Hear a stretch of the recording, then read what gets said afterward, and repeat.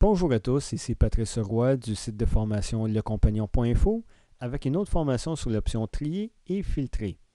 Alors, vous avez devant vous la base de données ou une liste de données qui provient du site lecompagnon.info que vous allez retrouver dans la section démo. Ce que l'on retrouve est que dans chaque colonne, il s'agit d'une information, d'un champ, numéro d'assurance sociale, nom, prénom, sexe, titre et ainsi de suite. Chaque ligne représente un enregistrement ou les informations combinées d'une personne, une chose ou un événement.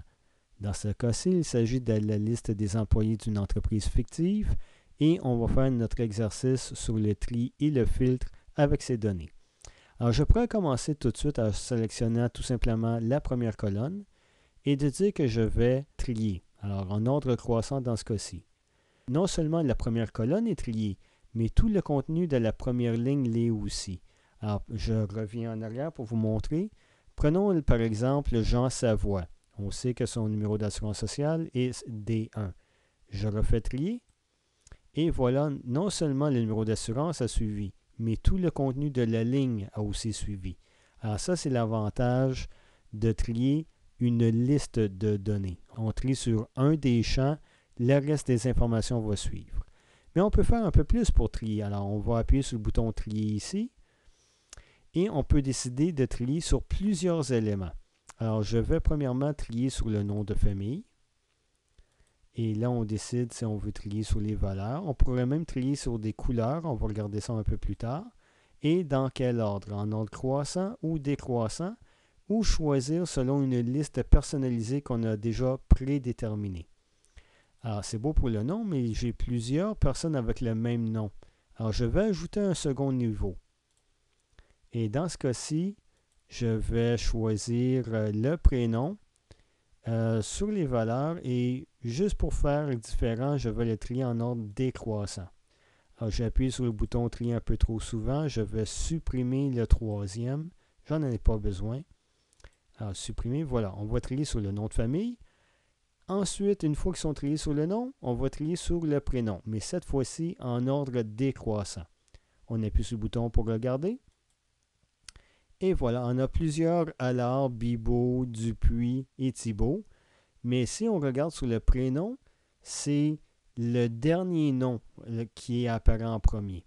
Et maintenant, on va essayer l'option de trier, mais avec des couleurs. On va utiliser le champ catégorie qui se trouve ici et on va appliquer quelques mises en forme conditionnelles. Alors, il y a déjà une vidéo sur les mises en forme conditionnelles. Alors, je n'irai pas plus loin là-dessus, sauf pour vous montrer comment l'appliquer très rapidement. Alors, je retourne à l'onglet Accueil, mise en forme conditionnelle, et je vais juste créer 3 règles très rapidement. Alors, si la règle est égale à, si c'est égal à la valeur 4, je le veux en rouge. Parfait. À la même cellule, je vais aussi appliquer une autre règle qui dit si c'est égal à 3, je le veux en jaune. Voilà. Et une dernière règle, mise en forme conditionnelle, une règle, si c'est inférieur à 3, je le veux en vert. Alors voilà, vert, voilà. Alors là, c'est 3. Mais ce que je peux faire maintenant que j'ai appliqué des mises en forme conditionnelles sur cette cellule, c'est de les copier aux autres. Alors, je vais sur le bouton de reproduire la mise en forme. J'appuie dessus. Ça, c'est ma source. Je vais l'appliquer à ces cellules-là. Alors, regardez le résultat. Alors, les 4 sont en rouge, les 3 sont en jaune et inférieurs à ça sont en vert. Maintenant, je retourne à l'onglet Données pour maintenant trier, mais pas trier sur un nom, trier sur une couleur. Je vais retirer ces tris-là. On va en créer ensuite un nouveau. Alors, ça va être basé sur le champ catégorie et ça va être sur une couleur, la couleur de la cellule et non la couleur de la police de caractère dans ce cas-ci. Et dès que je fais ça, j'ai la liste des couleurs qui sont disponibles. Alors, les rouges, je les veux en haut. Parfait. J'ajoute un niveau. Encore une fois, je veux dire, sur le champ catégorie, j'aurais pu choisir un autre champ. Encore une fois, sur la couleur de la cellule. Et cette fois-ci, je vais dire le vert. je le veux complètement en bas. Alors, il y a juste deux choix. On ne peut pas dire le rouge est en premier, le jaune est en deuxième, le vert est en troisième. Alors, il y a juste haut et bas comme option pour le tri avec les couleurs. Alors, je me retiens à ça, j'appuie sur le bouton OK. Et regardez comment c'est filtré ici. Vous voyez, la valeur 1 n'est pas complètement en haut bas, mais elle fait partie des verts et c'est au bas. Et ça, c'est pour trier les données. Maintenant, si on regarde pour filtrer, je recherche une information en particulier. Dans cet exemple, je veux filtrer pour connaître les administrateurs. Dès que j'appuie sur le bouton Trier, il y a un bouton qui apparaît à côté de chacun de mes champs et ça me permet de filtrer. Alors, je vais maintenant retirer tout ce qui n'est pas administrateur dans cet exemple-ci. J'appuie sur le bouton OK et les champs qui ne répondent pas à mon filtre sont masqués. Ils sont encore là, ils sont juste masqués pour l'instant. Alors, voici, j'ai 5 personnes qui sont administrateurs dans l'entreprise. Je pourrais aussi filtrer un peu plus sur d'autres champs pour savoir que je retire tous les hommes ici. Et il y a juste une administratrice dans l'entreprise. Alors, je pourrais utiliser chacun des champs, un après l'autre, pour filtrer de plus en plus, pour trouver ce que j'ai besoin. Dans ce cas-ci, je vais revenir ici et je vais retirer tous les filtres d'un seul coup. Et voilà, on revient avec toutes mes données. Je peux aussi faire une recherche avancée. Mais avant de faire ça, je vais juste copier quelques informations. Alors, je vais copier les titres administrateurs pour les coller ici.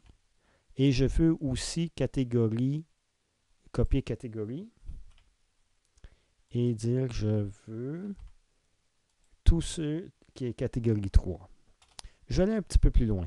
Aussi, je veux tous les secrétaires, voilà, de catégorie 2. Ce qui veut dire que j'ai plusieurs filtres ici. Alors, si on regarde, j'ai deux champs. Le champ titre et catégorie. Alors, la manière que Excel comprend pour les filtres, c'est si les champs sont un à côté de l'autre sur la même ligne, ça veut dire tel champ et tel champ doit être actif. Alors, je cherche seulement les administrateurs de catégorie 3. Si les champs sont sur des lignes différentes, c'est l'équivalent de dire ou. Alors, je veux les administrateurs de catégorie 3 ou les secrétaires de catégorie 2. Alors, je cherche vraiment deux genres d'informations. Alors, j'ai mes informations pour m'aider avec mon filtre avancé maintenant.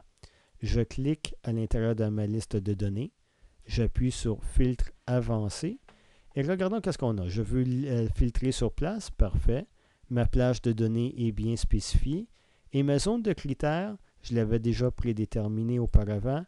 C'est bel et bien de I1 jusqu'à J3. Parfait. Avec toutes mes informations que je veux filtrer. Je vais appuyer sur le bouton OK. Et voici les informations qui me reviennent. Les administrateurs catégorie 3, les secrétaires catégorie 2, comme je le voulais. Alors, on va retourner à filtre avancé encore une fois. On va changer ça un tout petit peu. Alors, donne-moi un instant.